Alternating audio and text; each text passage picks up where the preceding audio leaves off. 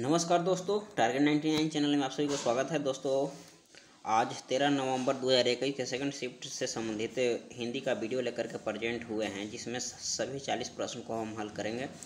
दोस्तों, यह अगर इससे पहले आप 12 नवंबर का और 13 नवंबर का फर्स्ट शिफ्ट का वीडियो नहीं देखे हैं तो वीडियो को प्लेलिस्ट में जाकर आप वहां से सारा वीडियो को देख सकते हैं। अगर अभी तक आपने चैनल को सब्सक्राइब नहीं किया तो प्लीज़ चैनल को सब्सक्राइब कर ले, साथ ही साथ बेल आइकन को दबा लें ताकि मेरे द्वारा डाला गया हर वीडियो का नोटिफिकेशन सबसे पहले आप तक पहुंचे। आइए वीडियो को शुरू करते हैं। फर्स्ट प्रश्न को देखते हैं। फर्स्ट प्रश्न है, इनमें से भूगोल का विलोम क्या होगा? भूगोल का विलोम खगोल होगा। नेक्स्ट प्रश्न है, सर्वनाम के कुल कितने भेद होते हैं? सर्वनाम के कुल कितने भेद होते हैं? तो सर्वनाम के 6 भेद होते हैं। नेक्स्ट प्रश्न है, इनमें से कौन सा शब्द शत्रु का पर्यायवाची है? शत्रु का पर्यायवाची बताना है। तो शत्रु का पर्यायवाची जो कि अरि जो कि शत्रु का पर्यायवाची है। नेक्स्ट प्रश्न है, इनमें से किस रचना की पृष्ठभूमि में सांप्रदायिकता की त्रासदी है? सांप्रदायिकता की त्रासदी किस रचना में है? तमस में है, जो कि सांप्रदायिकता की त्रासदी है। नेक्स्ट प्रश्न है, इनमें से कौन सा तत्सम शब्द है? तत्सम शब्द बताना है। तो अंक जो कि तत्सम शब्द है। नेक्स्ट प्रश्न है, वीर रस में इनमें से कौन सा गुण की प्रधानता रहती है? वीर रस में कौन सा गुण की प्रधानता होती है? आंसर होगा ओज। वीर रस में ओज गुण की प्रधानता होती है। नेक्स्ट प्रश्न है, आद्रक का तद्भव क्या होगा? आद्रक का तद्भव क्या होगा? आद्रक का तद्भव अद्रक होगा। आद्रक का तद्भव अद्रक होगा। आद्रक का तद्भव अद्रक होगा। भारत में भाषा के आधार पर सर्वप्रथम किस राज्य का गठन हुआ?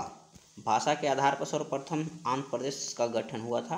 भारत में सर्वप्रथम भाषा के आधार पर आंध्र प्रदेश का गठन हुआ। नेक्स्ट प्रश्न है, प्रेमचंद इनमें से किस पत्रिका के संपादक थे? तो प्रेमचंद जो कि हंस पत्रिका के संपादक थे। प्रेमचंद जो कि हंस पत्रिका के संपादक थे।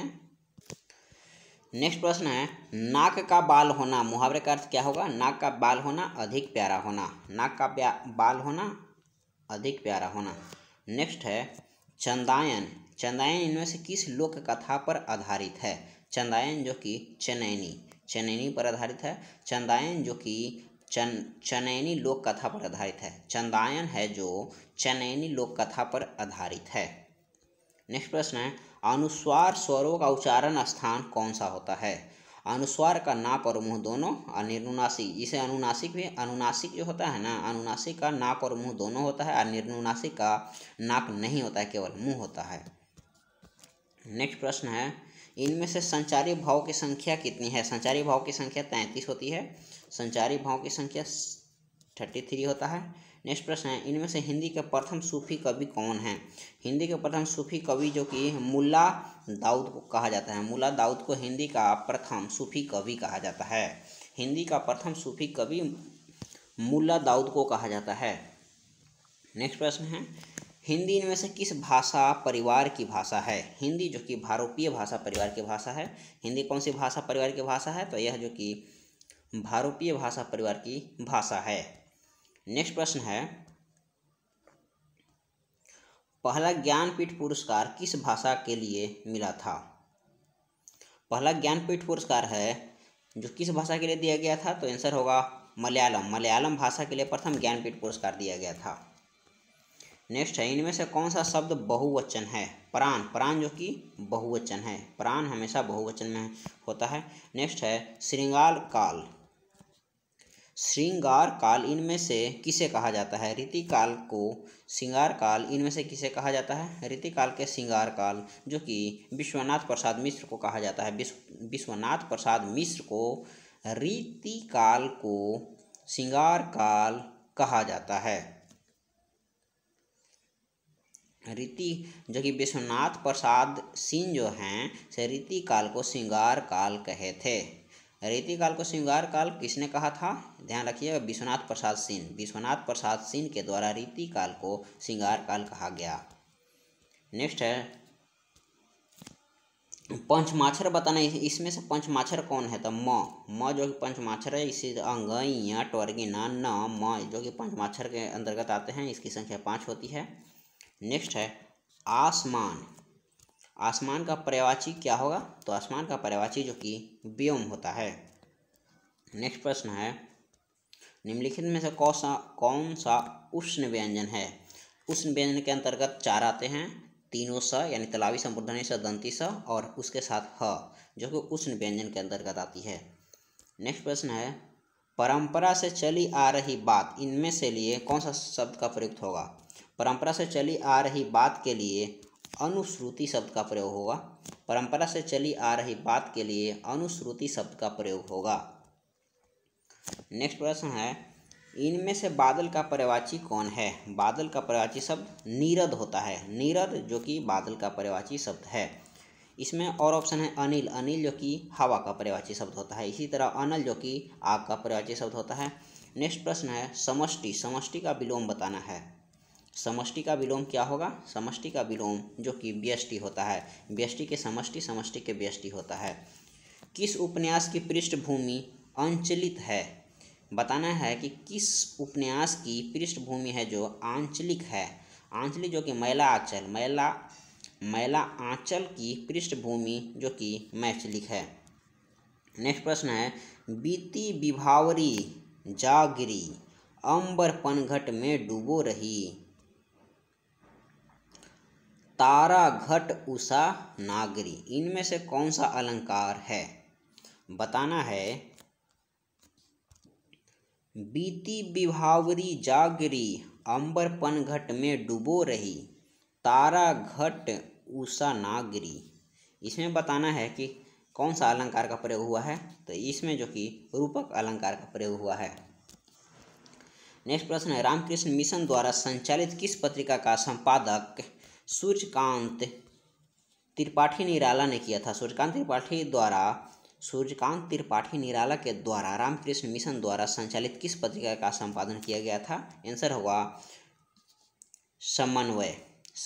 समन्वय जो कि रामकृष्ण मिशन द्वारा संचालित पत्रिका है, इसका संपादक सूर्यकांत त्रिपाठी निराला के द्वारा किया गया था। नेक्स्ट प्रश्न है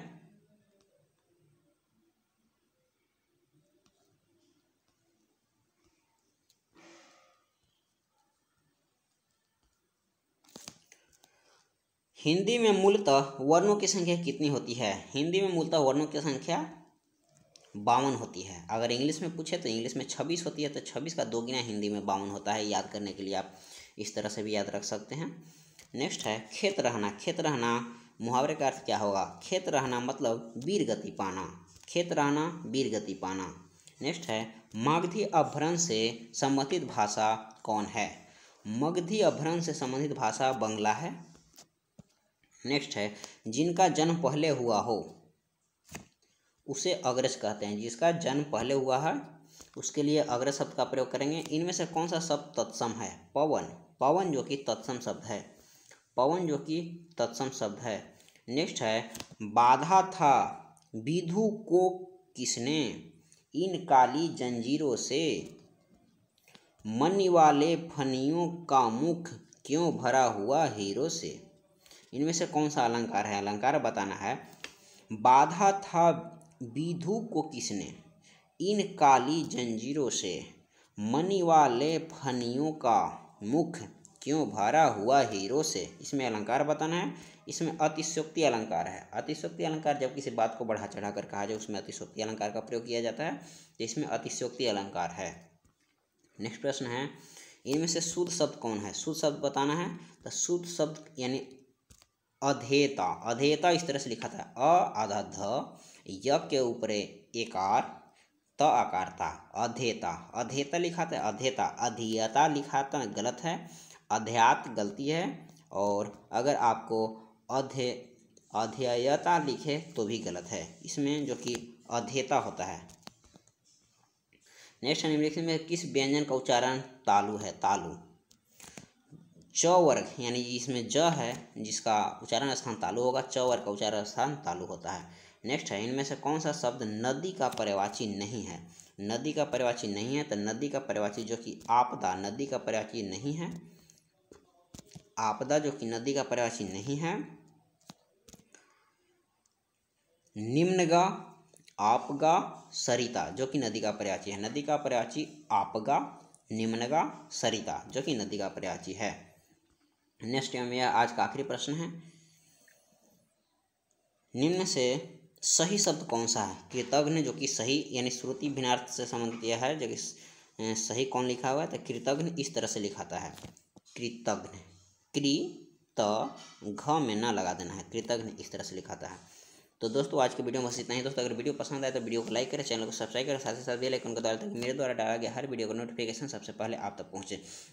अगर आप 12 नवंबर के सभी शिफ्टों का प्रश्न नहीं देखे हैं तो चैनल के प्लेलिस्ट में जाकर वहाँ से सारा वीडियो आप देख सकते हैं। तो इसी उत्साह के साथ नेक्स्ट वीडियो मिलते हैं। थैंक यू, धन्यवाद।